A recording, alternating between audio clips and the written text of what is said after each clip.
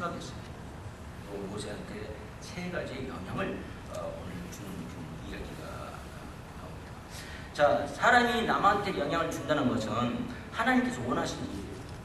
물론 제가 영향을 준다는 것은 좋은 영향을 말하는 거죠. 어리석기 뭐 다른 얘기할 필요 없겠죠. 나쁜 영향도 줄 수가 있죠. 좋은 영향을 준다는 것은 하나님께서 우리한테 원하시는 거예요. 믿으십니까? 계속 좋은 영향을 주고 살아야 돼요. 내 자식들한테, 내 이웃한테, 내 친구한테, 모든 세상 사람들한테 나는 계속해서 좋은 영향을 주고 살아야 된다는 것이 바로 하나님이 원하시는 뜻이에요. 하나님이 가장 원하시는 뜻은 우리가 모두 구원받고, 이제 구원받는 사람들은 그 후에 무엇을 해야 될까? 다른 사람들에게 좋은 영향을 미치는 거다. 그것이 하나님께서 가장 원하시는 겁니다. 근데 다른 사람한테 좋은 영향을 주려면 두 가지가 겸비가 돼야 돼요. 둘이 맞아야 돼요. 밸런스가 맞아요. 뭐가 밸런스가 맞아야 되냐면 여러분 신앙하고 지혜가 있어요. 신앙하고 지혜. 밸런스가 맞아요. 아까도 찬양팀 나와서 할 때 키를 이렇게 해가지고 이렇게 해서 나가는 그런 프로그램이 있기 때문에 그렇게 했잖아요. 밸런스가 있어요. 그래서 보세요. 어떤 사람은 신앙은 아주 좋아. 하나님 정말로 열심히 뚝심처럼 믿어. 아주 참 좋아. 그런데 지혜가 너무 없어. 그런 사람은 여러분 있습니까? 없습니까? 그리고 지혜란 것은 어디서 오는가? 지혜는 바로 하나님의 말씀이 지혜라고 해서 성경에 보니까. 자, 그렇다면 지혜는 하나님 말씀을 공부해야만 얻을 수 있는 거라고. 그래서 신앙과 지혜, 하나님 말씀을 공부하는 것이 겸비가 돼야 되는 거죠.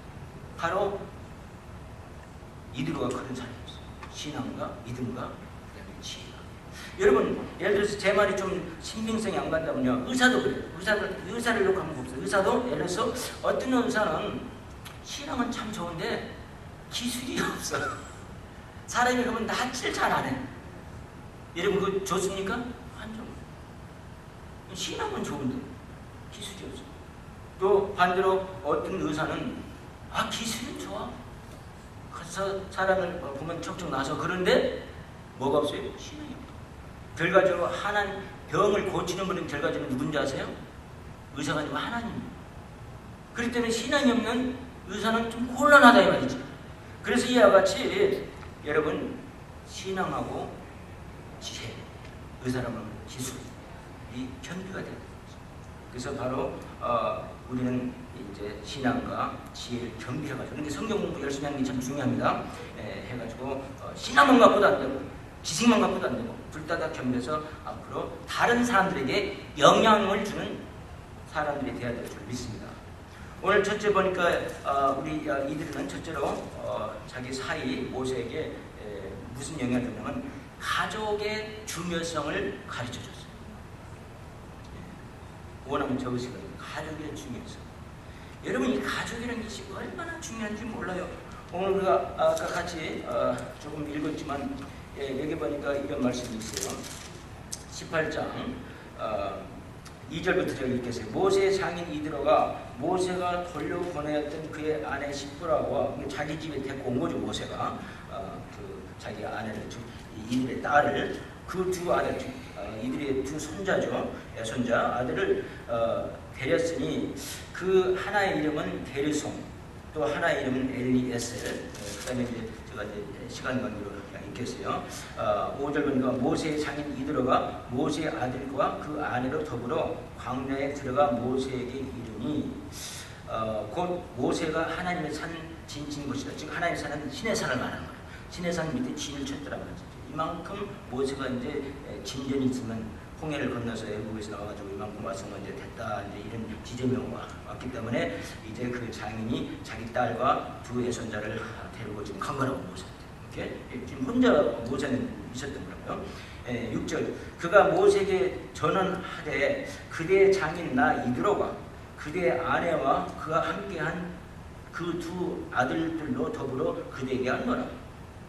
모세가 나가서 그 장인을 맞아 절하고 그에게 입맞추고 그들이 서로 문안하고 함께 장막에 들어간다 그랬어요.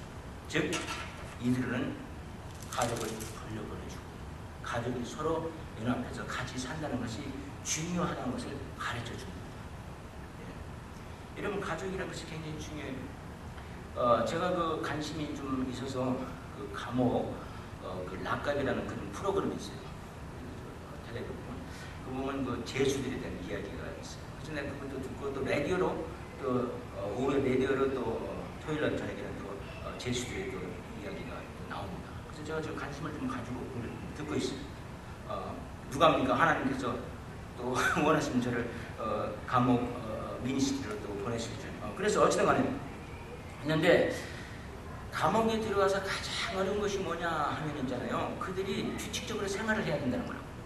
아침에 시간 맞춰 일어나야 되고 저녁에 똑같은 시간에 잠자야 되고 그 다음에 밥도 캐프테리아 가서 주는 대로 먹어야 되고 그 다음에 그 사람들 절대 놀리지 않도록 일을 시키더라고. 지금 자동차 플레이트 있잖아요. 그런 거 갖다 전부 다 주소 써서 봉투다가 쟁이는 그런 일을 또 시키더라고. 그걸 해야 되고 정말 이게 자유의 억압을 받고 모든 것이 자기들이 평소에 나가서 편하게 지내는 데하고는 완전히 다른 너무 힘들어요. 말할 수 없지.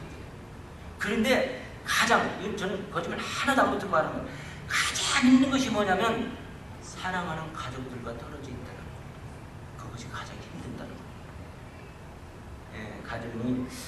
가족이 서로 헤어지지 않고 서로 같이 산다는 것이 굉장히 중요하고 바로 이것을 알았기 때문에 이들은 벌써 이게 몇 년 전입니까? 뭐 한 2000년 전이죠. 굉장히 오래전이죠. 1500년 전에 3500년 전이죠. 3500년 전에 이들은 이걸 알고 3500년 전에 이들은 이걸 알고 가족의 중요성을 알고 모세한테 돌려. 자 그러면 여기서 우리가 아니 모세가 뭐 어때서 가족을 자기 장인 집에다 맡겼는가? 이걸 한번 생각해 볼 수 있어요. 여러분 모세가 강야에서 양을 칠 때 이 떨기나무에서 불이 붙으면서 하나님을 만났지 않습니까? 여러분 다 아시죠 그 이야기. 그래서 이제 하나님께서 너는 너희 백성들을 에집트에서 구해내라. 출애굽을 하라. 출애굽을 해라. 하고 명령을 해서 그 명령을 따르기 위해서 장인한테 갑니다. 그거 내 아내와 내 아들들을 가게 해주십시오. 왜냐하면 장인한테 지금 내어서 살고 있었으니까. 장인은 말할 수 있는 부자예요. 그 사람이 그 딸하고 그 사랑하는 그 애손자 둘을 관리를 할 수가 없어서 데리고 온 것이 아니라 얼마든지 능력이 있는 그런 사람. 그러나 가족의 중요성을 알고 데리고 왔는데 그래서 이제 자기 가족을 데리고 이제 에집트에 가서 자기 백성들을 이제 구해내는 일을 한다. 하는데 데리고 가기 전에 데리고 가다가 도중에서 갑자기 하나님이 나타나서 그를 죽이려고 그랬다. 여러분 하나님은요 벌을 주실 수 있는 능력도 있으세요. 그러나 안 주신다고. 그러면 얼마나 좋으십니까 하나님은. 주실 수 있는데도 안 주신다는 거 그게 더 의미가 있는 거죠. 주실 수 없어서 안 주는 것보다는 그래서 죽이려고 그랬어요. 하나님 죽일 수도 있어요. 그러나 안 주시죠.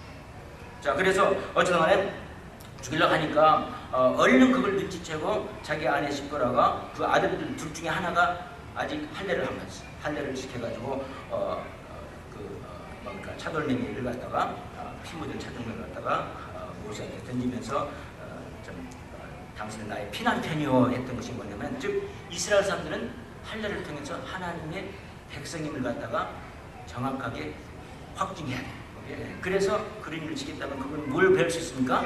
우리가 하나님 일을 하기 전에는 항상 우리가 모든 면에서 내가 이제 준비가 되어 있어야 된다. 철저하게 준비가 되어 있어야 하나님께 헌신해서 일을 할 수 있다. 이런 뜻이야.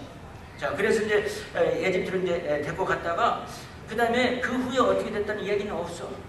그런데 아마도 내 생각에는 또 우리 생각에는 그렇게 생각할 수 있죠.